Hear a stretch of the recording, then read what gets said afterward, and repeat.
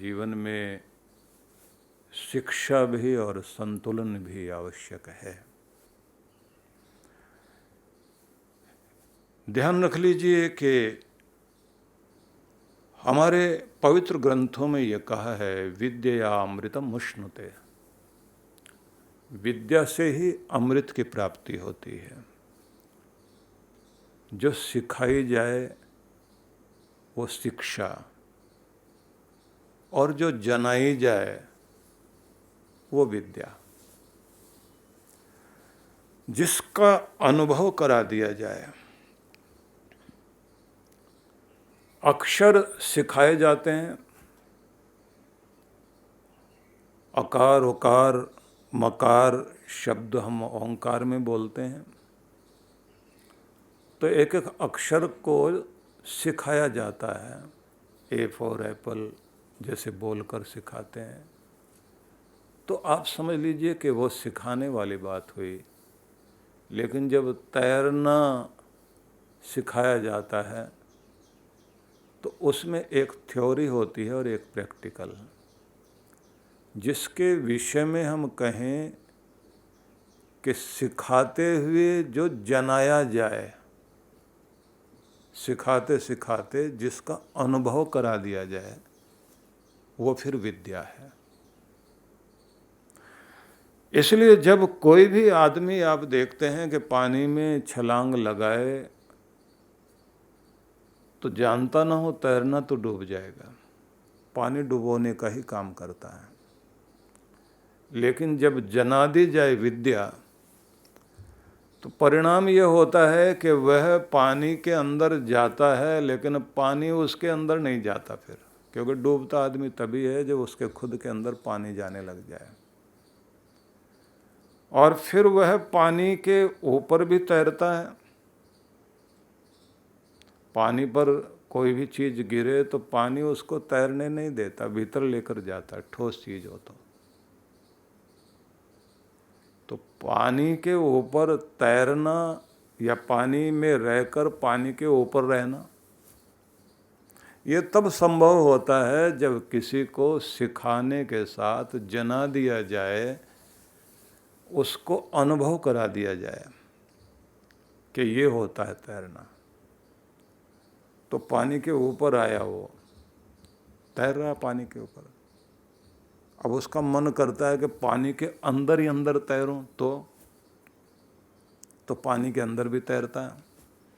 और जब पानी के अंदर तैरता है तो पानी ऊपर, पानी नीचे, पानी दाएं, पानी बाएं, लेकिन वो उसके अंदर तैरता हुआ आनंद लेता है। उसकी विद्या उसे कहती है कि तू डूबेगा नहीं। उसकी विद्या उसे कहती है कि मैं तेरी रक्षा करूंगी, मैं तुझे बचाऊंगी। इसलिए ध्यान रख लीजिए, विद्या अमृतम उष्णुते। अमृत की प्राप्ति विद्या से ही होती है, और विद्या ही आपको आगे लेकर जाती है। इसलिए जीवन में शिक्षा भी चाहिए, विद्या भी चाहिए, लेकिन संतुलन भी चाहिए।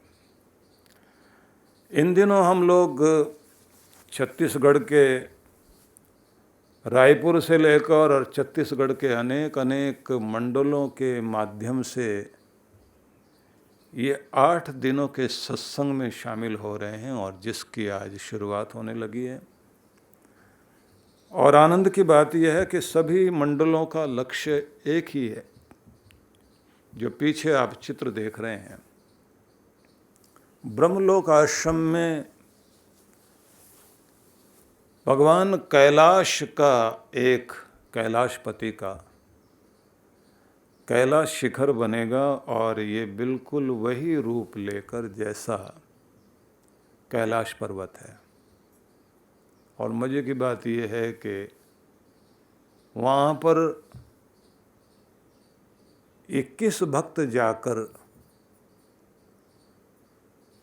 कैलाश के मिट्टी से लेकर वहाँ के पत्थर, जो एक तरह से शिवलिंग वाला ही रूप होगा, उन्हें लाकर वहाँ स्थापित करेंगे। वहाँ का जल आएगा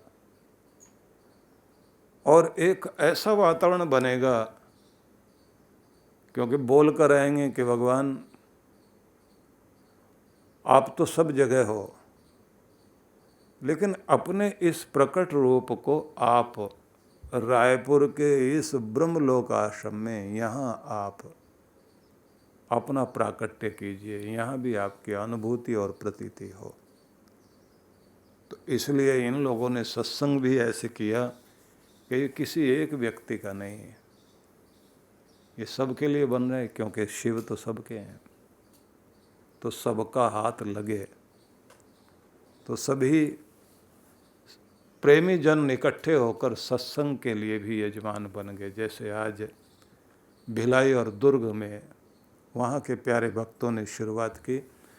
तो मैं समझता हूँ कि भगवान शिव के ही संदेश से आज हम शुरुआत करें। भगवान शिव का धरती के नाम संदेश, उन्होंने हम सब के लिए एक संदेश दिया है कि दीर्घ जीवन की कामना सब कोई करते हैं और बेहतर जीवन की कामना करते हैं। सबकी कामना होती है कि हमारे बाद भी हम रहें, तन भले ही मिट जाए, लेकिन हमारा नाम दुनिया में रहे, हमारी चीज़ें दुनिया में रहे, हमारी याद बनी रहे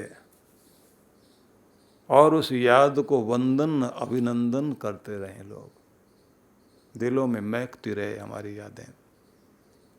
तो क्या किया जाए?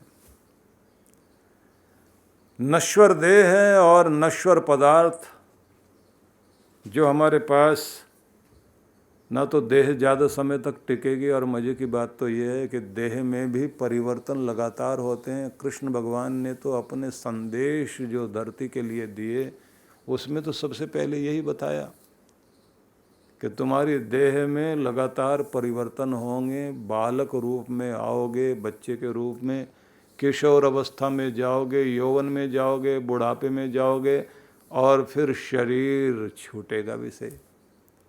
लेकिन बात यहाँ रुकेगी नहीं, फिर आओगे वापस, फिर शरीर धारण करोगे, यात्रा जारी रहेगी। कृष्ण भगवान एक महान विचार हैं। कृष्ण भगवान के विचार को जब आप जीवन में धारण करते हैं तो वो विचार हमारे आचार को और हमारे व्यवहार को बदलते हैं। फिर कृष्ण हमारे जीवन की झांकी बन जाते हैं, हम कृष्णमय हो जाते हैं। लेकिन आज मैं आपको जो भगवान शिव के संदेश दे रहा हूं, तो उन्होंने 11 चीजें कही।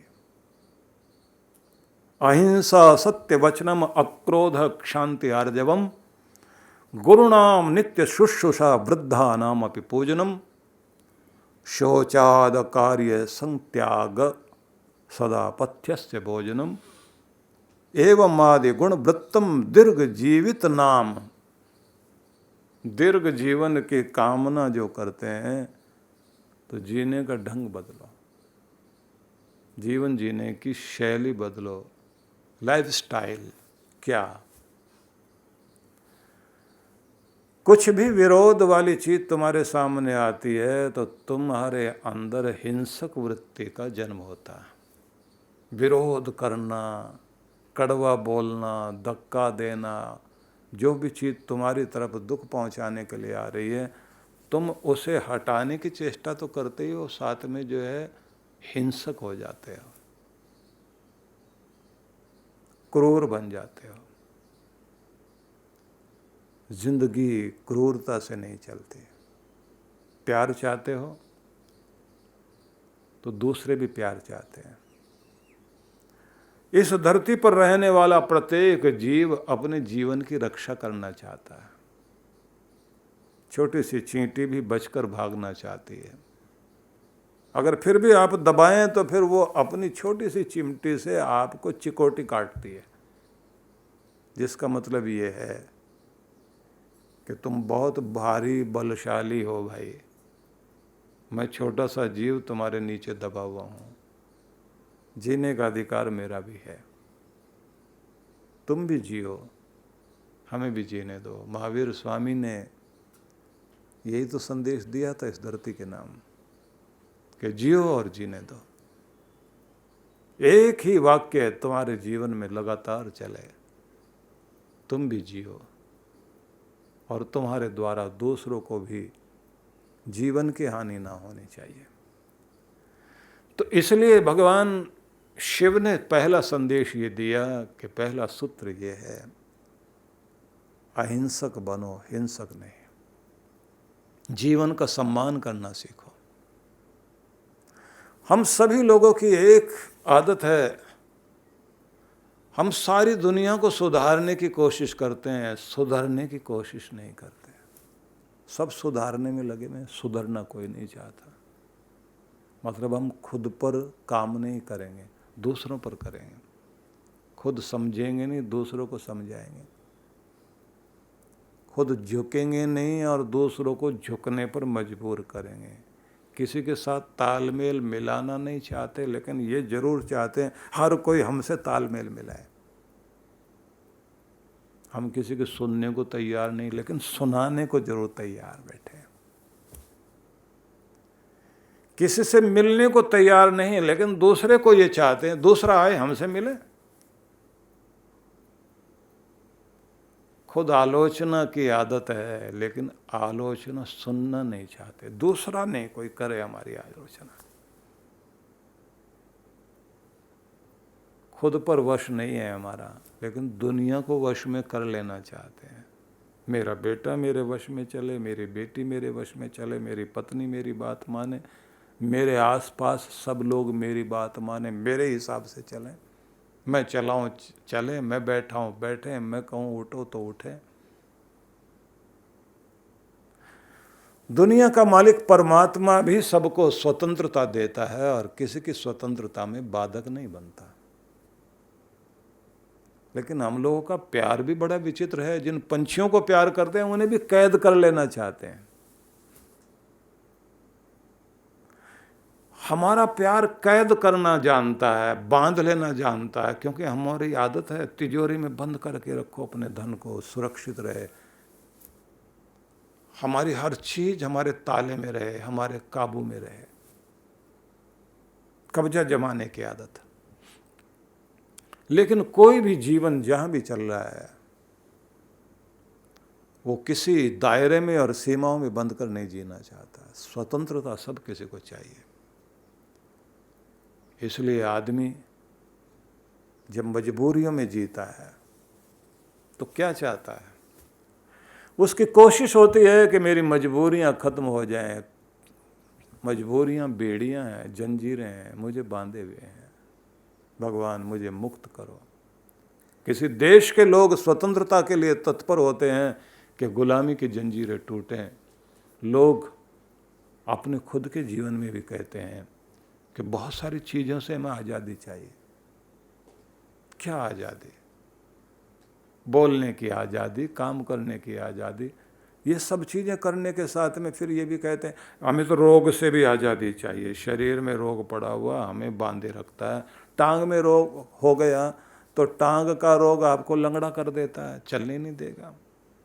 कमर में हो गया तो वो आपको बैठने नहीं देगा। सिर में हो गया तो आपको सिर दर्द कर देगा, कुछ भी अच्छा नहीं लगेगा। वो आपको परतंत्र करता है, गुलाम कर देता है,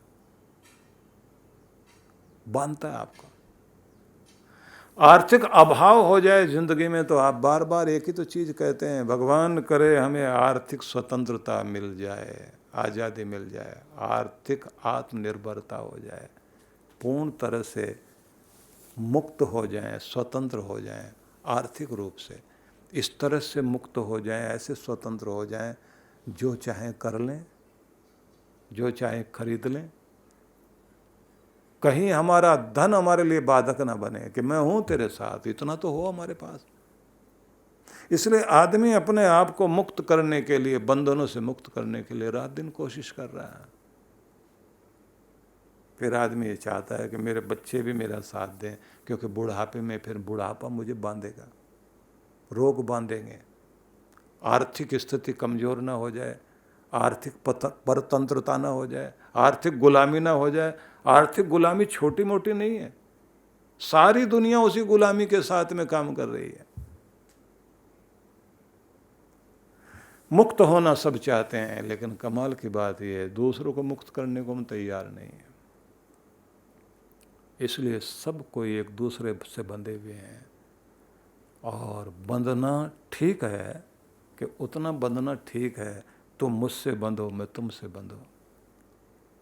ये बंधन बंधन नहीं है, ये फिर प्रेम का बंधन है। प्रेम के बंधन में रस्सी दिखाई नहीं देती, लेकिन इतनी मजबूत रस्सी होती है, आदमी उसी के पीछे पीछे चलता है। बच्चा आगे आगे भाग रहा, माँ पीछे पीछे जा रही है, कौन सी रस्सी खींच रही है बीच में, धागा दिखाई नहीं देता। जिधर मेरा बच्चा जाए उधर मैं जाऊंगी, धागा बांधे हुए हैं। जिधर मेरा परिवार मुझे तो वहीं जाना पड़ेगा ना, जहां मेरे अपने हैं मुझे वहीं तो जाना पड़ेगा। रस्सी बंधी हुई है बीच में, जिसे आप प्यार करते हैं बस वहीं आपकी रस्सी बंध गई है। इसलिए ये बंधु बांधव, ये संबंध, संबंध में भी सम उपसर्ग है, बाद में बंध है। लेकिन फिर हम वहीं आते हैं कि प्रेम हम चाहते हैं, लेकिन हमारा प्रेम भी भगवान के प्रेम में और हमारे प्रेम में यही तो अंतर है। हम जिसे प्यार करते हैं उसे बांध लेना चाहते हैं, और भगवान जिसे प्यार करता है उसे उड़ान देता है, स्वतंत्रता देता है। इसलिए हमारे पंछी हम ले भी लें, पकड़ भी लें तो पिंजरे में डाल देंगे, और भगवान खुला आकाश देता, उड़ो।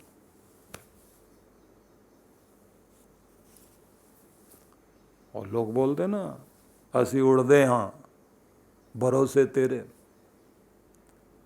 कि पक्षी क्या बोलते हैं कि हम उड़ रहे हैं आकाश में, लेकिन तेरे भरोसे। आकाश में कोई पगडंडियां नहीं है, आकाश में कोई रास्ते नहीं है।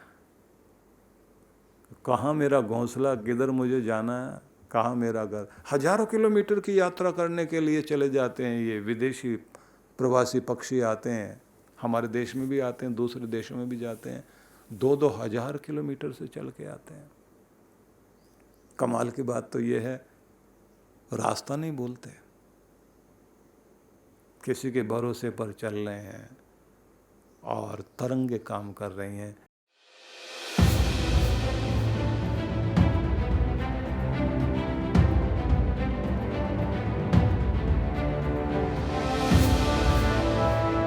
हम सभी सफल होना चाहते हैं, सुखी होना चाहते हैं, प्रसन्न रहना चाहते हैं, और सब तरह से समृद्ध और उन्नत जीवन जीना चाहते हैं। हमें पता भी नहीं लगता कि कैसे हमारे हाथों से इतने सारे दिन निकलते चले गए, इतना सारा समय निकलता चला गया, और आयु के उस मोड़ पर हम आकर के खड़े हो गए।